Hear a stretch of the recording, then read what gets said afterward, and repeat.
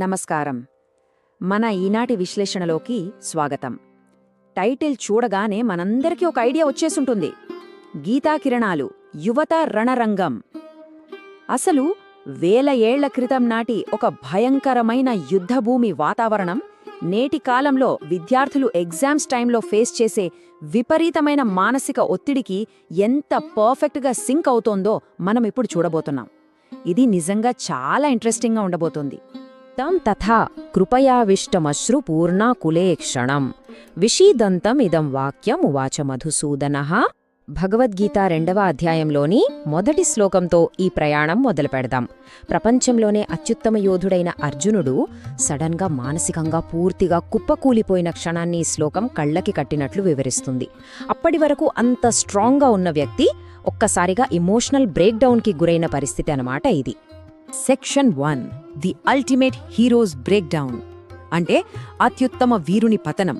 ఈ పదం వినగానే మనకు ముందుగా గుర్తుకొచ్చేది శారీరక ఓటమి కాదు, మానసికంగా కంప్లీట్గా ఫ్రీజ్ అయిపోవడం. ఇక్కడ మనం కృపయావిష్టం అనే పదాన్ని కొంచెం లోతుగా అర్థం చేసుకోవాలి. అసలు అర్జునుడు ఎందుకు వణుకుతున్నాడు? ఏదో శారీరక బలహీనత వల్ల కాదు, లేక ఎదురుగా ఉన్న శత్రువులను చూసి భయపడి కూడా కాదు.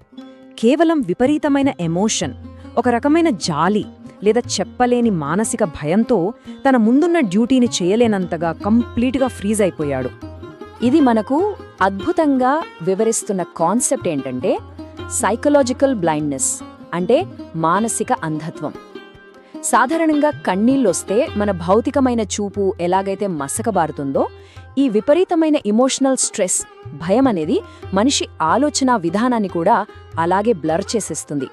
మన లక్ష్యం మీద ఉండాల్సిన క్లారిటీని పూర్తిగా దెబ్బతీస్తుందన్నమాట. ఇక section 2, Vivek's modern battle field. Vivek ఆధునిక రణరంగం. ఆ ప్రాచీన కాలం నాటి భయం నేటి విద్యార్థుల ఆందోళనతో ఖచ్చితంగా ఎలా సరిపోలుతుందో చూద్దాం.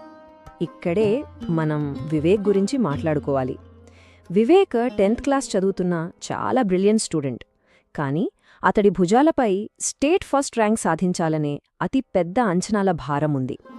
ఈ భారం వల్ల ఆ ఎగ్జామ్ హాల్ అతనికి ఒక సొంత కురుక్షేత్రంగా ఎలా మారిపోయిందో చూస్తే మనకు నిజంగా ఆశ్చర్యం కలుగుతుంది.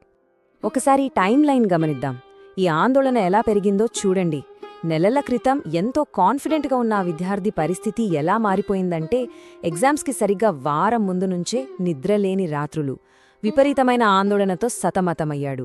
చివరికి పరీక్ష రోజు ఉదయం ఏడుస్తూ తనసలు ఎగ్జామ్ రాయలేనని చెప్పే స్థాయికి ఆ ఇమోషనల్ క్రాష్ చేరుకుంది. అసలు ఈ బ్రేక్డౌన్ ఎందుకు జరిగింది? వివేక్ మనసులో నడుస్తున్న యుద్ధం వేరు.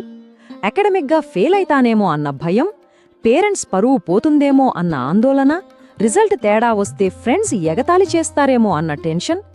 ఈ ఆలోచనల వల్లే అంత తెలివైన విద్యార్థి కూడా తన నిజమైన సామర్థ్యాన్ని పూర్తిగా మర్చిపోయాడు. సెక్షన్ 3, పారలైజ్డ్ బై ఫియర్, అంటే భయంతో స్తంభించిపోవడం. ఇక్కడే మన విశ్లేషణలోని అసలైన పాయింట్కొచ్చేశాం. ఈ 2 రణరంగాలను ఒక్కసారి పట్ట పక్కన పెట్టి పోల్చి చూద్దాం. కురుక్షేత్రంలో అర్జునుడు రిజల్ట్పై భయంతో తన ఆయుధాల కింద పడేసి ఏడుస్తూ యుద్ధం చేయనని ఎలాగైతే వదిలేయాలనుకున్నాడో, ఇటు వివేక్ కూడా ఎగ్జామ్ హాల్లో సమాజం ఏమనుకుంటుందో అన్న భయంతో పెన్ కింద పడేసి ఏడుస్తూ పరీక్షను వదిలేయాలనుకున్నాడు. చూశారుగా, ఈ 2 సైకలాజికల్ రియాక్షన్స్ ఖచ్చితంగా ఒకటే, ఎలాంటి తేడా లేదు. Section 4, duty over results. ఫలితం కన్నా కర్తవ్యమే ముఖ్యం. మరి ఈ సమస్యకు పరిష్కారమేంటి? దానికి ఒక అద్భుతమైన మార్గదర్శకత్వం అవసరమైంది.